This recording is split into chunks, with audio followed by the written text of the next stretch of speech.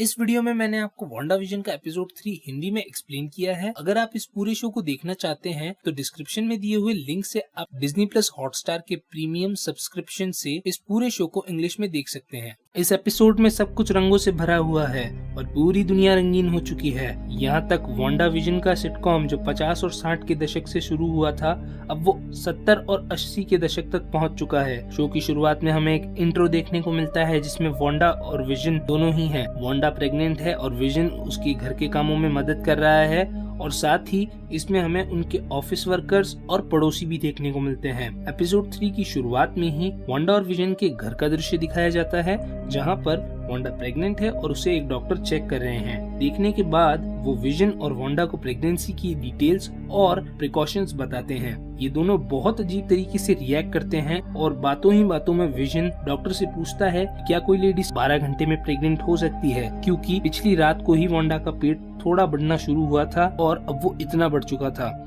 Doctor इस बात पर कोई जवाब नहीं देता, लेकिन डॉक्टर को लगता है कि विजन नर्वस है और इसलिए वो ऐसी बहकी बहकी बातें कर रहा है। लेकिन इससे पहले डॉक्टर उसे कुछ कहते वांडा इन दोनों की बात को काट कर उन्हें अलविदा कहती है और विजन को उन्हें दरवाजे तक छोड़कर आने को कहती है। विजन डॉक्टर के साथ बाहर आता है और वो वहाँ अपना सवाल दोबारा दोहराता है। इस पर डॉक्टर उसे कहते हैं कि तुम्हें टेंशन लेने की और नर्वस होने की कोई जरूरत नहीं है और यहाँ से डॉक्टर चले जाते हैं। विजन जब घर में आ रहा होता है तो वो अपने पड़ोसी हब से भी मिलता है जो अजीब तरीके से रिएक्ट करता है और अपनी ही दीवार को ग्रास को कटर से काटने की कोशिश कर रहा होता है। अब विजन घर के अंदर आ जाता है और वो वांडा को नोटिस करता है कि उसका पेट अब पहले से ज्यादा बढ़ चुका है और ये दोनों एक अलग रूम में चले जाते हैं जहाँ पर ये अपने होने वाले बच्चों के लिए रूम डेकोरेट कर रहे हैं। वांडा उस रूम में सारी चीजें प्रॉपर वे में ऑर्गेनाइज कर रही है और विजन प्रेगनेंसी और चाइल्ड साइकोलॉजी से रिलेटेड एक बुक पढ़ रहा है। ये दोनों एक दूसरे से प्यार भरी बातें करते हैं और तभी बातों ही बातों में विजन वांडा को बताता है कि अगर उनके बच्चे ने वांडा के पेट में पहली बार किक मारी, इसका मतलब वांडा की प्रेगनेंसी को 6 मंथ हो चुके हैं। और साथ ही ये दोनों अपने बच्चों के लिए नाम भी सजेस्ट करते हैं एक दूसरे को, जहाँ विजन बिली नाम सजेस्ट करता है और वांडा टॉमी। और विजन उस बुक को पढ़ने के बाद कैलकुलेशन लगाता है और बताता है कि जिस रफ्तार से वांडा का पेट बढ़ रहा है, इसका मतलब आने वाले शुक्रवार को उनका बच्चा इस दुनिया में जन्म ले लेगा। इतना कहने के बाद बातें करते करते ये दोनों एक और रूम में चले जाते हैं जहाँ पर विजन एक डॉल पर डायपर बांधने की प्रैक्टिस कर रहा है और वांडा उसका टाइम नोट कर रही है। और यहाँ पर वांडा की अचानक एक चीख निकलती है जिस पर विजन उससे पूछता है कि क्या तुम्हें कॉन्ट्रैक्शन यानी प्रेगनेंसी का दर्द हो रहा है, जिस पर वांडा कहती है कि बिल्कुल नहीं और दोबारा चीखती है जिससे आसपास की सारी लाइटें चली जाती है और जिस पर आसपास की सारी इलेक्ट्रॉनिक आइटम जैसे हेयर ड्रायर, वैक्यूम क्लीनर और बल्ब अजीब तरह से रिएक्ट करते हैं और उनके घर की और शहर की लाइट्स चली जाती है। वांडा विजन को कहती है कि तुम जाकर पड़ोस में भी देखो कि क्या सिर्फ हमारे यहाँ लाइट्स गई हैं या कहीं और भी।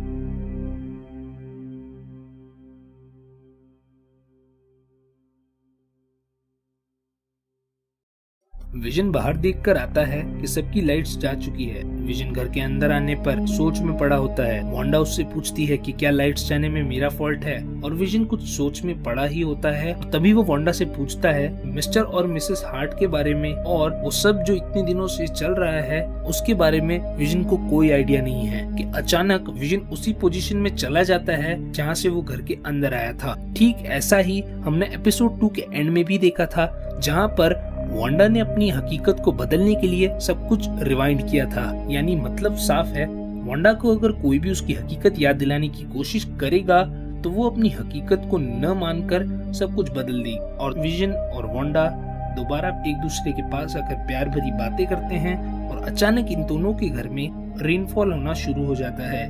ये दोनों एक टेबल के नीचे छुप जाते हैं, और अचानक स्क्रीन पर एक हाइड्रासोक नाम का एड आता है। एड खत्म होने के बाद ये दोनों टेबल से निकलते हैं, और अब बारिश होना भी बंद हो चुकी है, लेकिन वांडा को कॉन्ट्रैक्शन शुरू हो जाता है, यानी प्रेगनेंसी का दर्द। और विजन और वांडा समझ चुके हैं कि उनकी प्रेगनेंसी का टाइम आ चुका है, लेकिन विजन को बहुत हैरानी होती है क्योंकि उसकी कैलकुलेशन के हिसाब से उनका बच्चा फ्राइडे को आएगा, लेकिन ये तो कुछ ही देर में आ चुका है। विजन और वांडा ऐसी बातें कर ही रहे होते हैं कि वांडा उसे कहती है कि बातों में वक्त जाया मत करो और जल्दी जाकर डॉक्टर को लेकर आओ। विजन वहाँ से चला जाता है और डॉक्टर के वहाँ पहुँच जाता है। डॉक्टर वहाँ से कहीं ट्रिप मनाने के लिए जा रहे होते हैं, लेकिन विजन अपने साथ उन्हें सुपर स्पीड में अपने घर पर लाने के लिए निकल जाता है।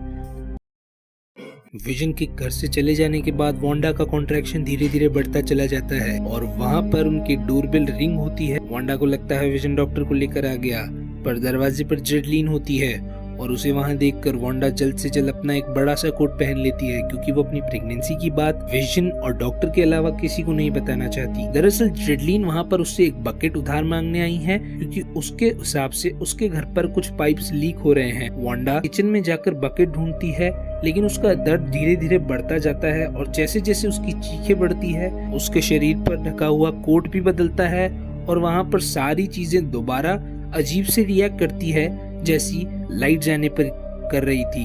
वैक्यूम क्लीनर अपने आप चलता है, हेयर ड्रायर अपने आप चलता है।